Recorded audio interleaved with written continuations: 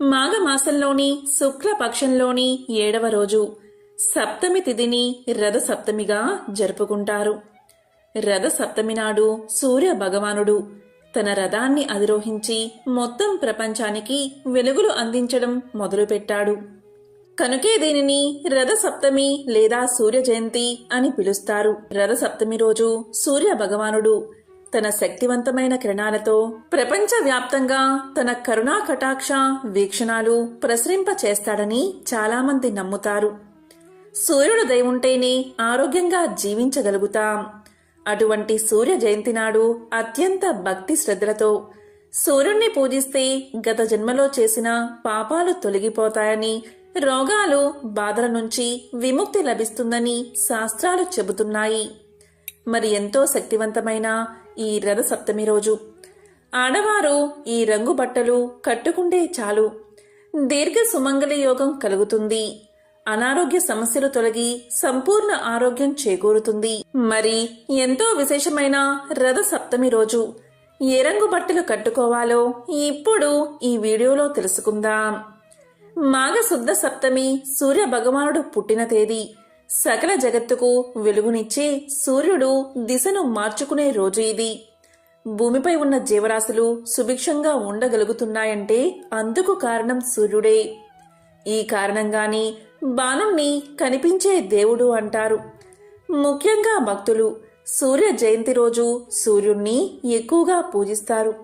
ఈ రోజు నుంచే సూర్యుడు 7 గుర్రాలపై రథంపై దక్షిణాయనం ముగించి పూర్వోత్తర దిశగా ప్రయాణం సాగిస్తాడని భక్తులు నమ్ముతారు. మాఘశుద్ధ సప్తమి నుంచి రానున్న 6 మాసాలు ఉత్తరాయణ పుణ్యకాలంగా పరిగణిస్తారు.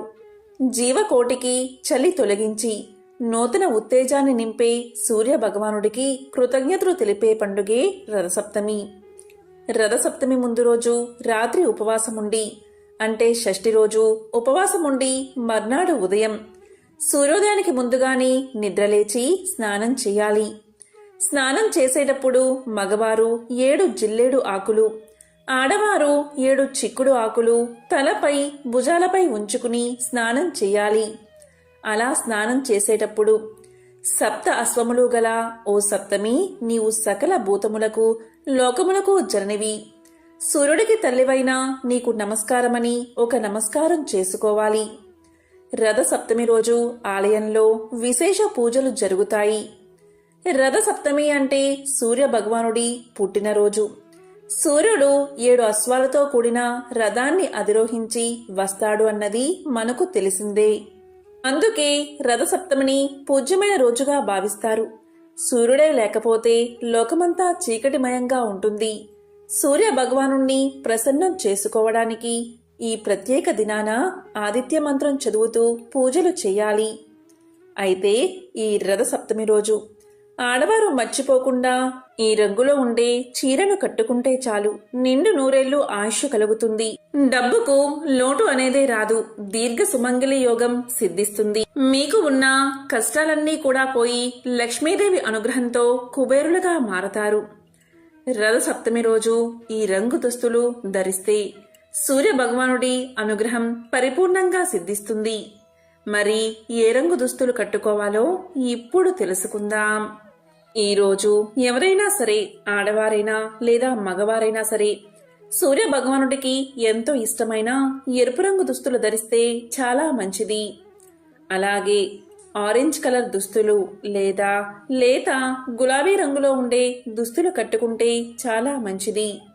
ఆడవారు ముఖ్యంగా ఈ రంగు బట్టలు కట్టుకోవడం వల్ల భర్తకు నిండు నూరేళ్ల ఆయుష్ కలుగుతుంది. దీర్ఘ సుమంగళి యోగం కలుగుతుంది. ధనానికి లోటు రాదు. లక్ష్మీ అనుగ్రహం, సూర్యుడి అనుగ్రహం లభిస్తుంది.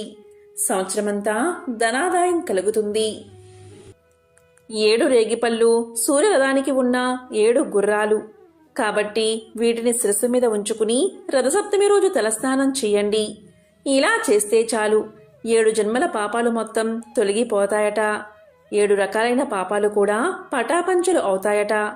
ఆ 7 పాపాలు ఏంటి అంటే, ఈ జన్మలో చేసిన పాపం, జన్మ జన్మాంతరాల్లోనూ చేసిన పాపం, తెలిసి తెలియక చేసిన పాపం, మనసుతో చేసిన పాపం, అలాగే వాక్కుతో చేసిన పాపం, శరీరంతో చేసిన పాపం ఈ రోజుతో మటుమాయం అవుతాయి.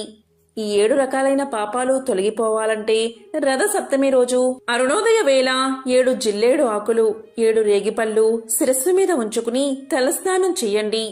అలా వీలు కాకపోతే ఎన్ని జిల్లేడు ఆకులు ఉంటే అన్ని లేదా చిక్కుడు ఆకులు కూడా ఉపయోగించి స్నానం చెయ్యాలి. ఇలా స్నానం చేసే సమయంలో ఈ శ్లోకాన్ని తప్పనిసరిగా చదువుకోవాలి. ఆ శ్లోకం ఏంటి అంటే, యద్ద జన్మ కృతం పాపం మయా జన్మసు సప్తసు తన్మే రోగంచ శోకంచ మాకరీ హంతు సప్తమి.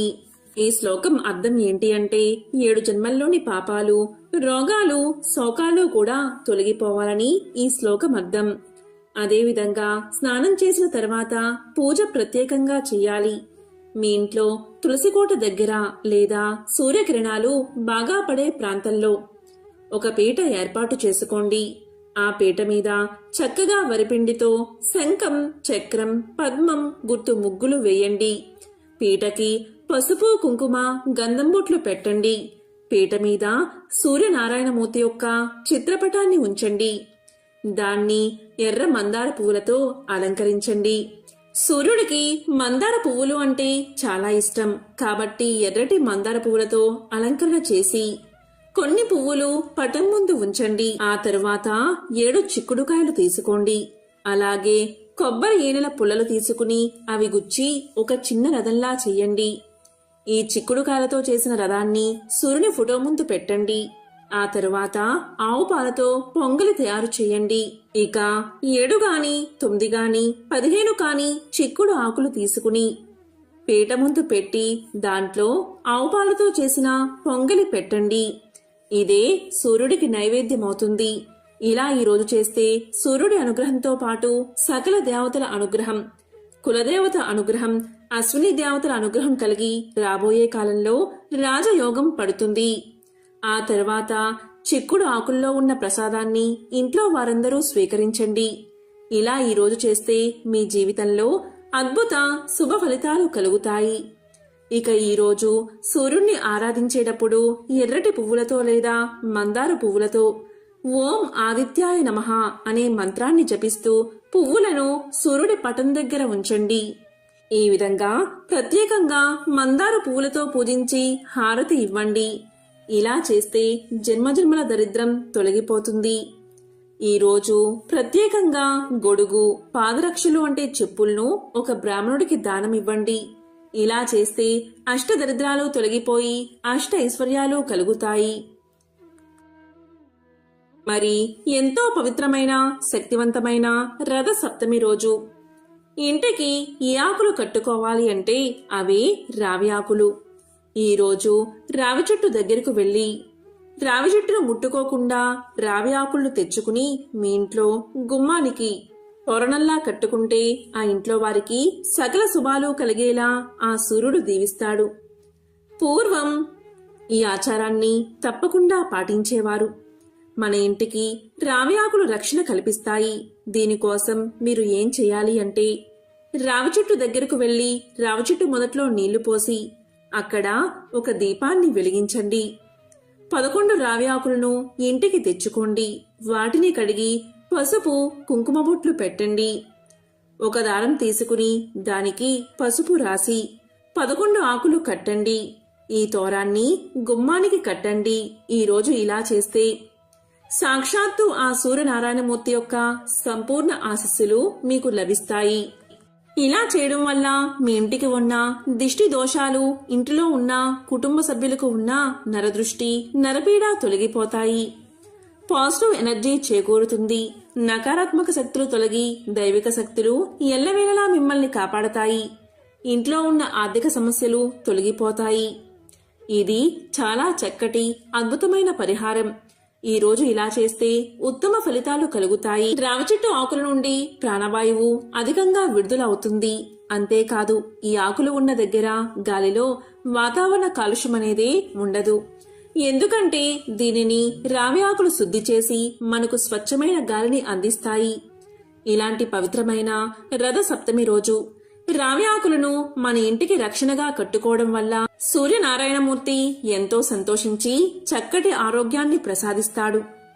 కాబట్టి ఈరోజు తప్పకుండా రావి ఆకులను గుమ్మానికి కట్టుకోండి. రావి చెట్టు సాక్షాత్తు మహావిష్ణువు స్వరూపం. మన పూర్వీకులు ఎక్కువగా రావి చెట్టు నీడనే విశ్రమించేవారు. వారు ఎక్కువ కాలం బతకడానికి ఇది కూడా ఒక రహస్యం.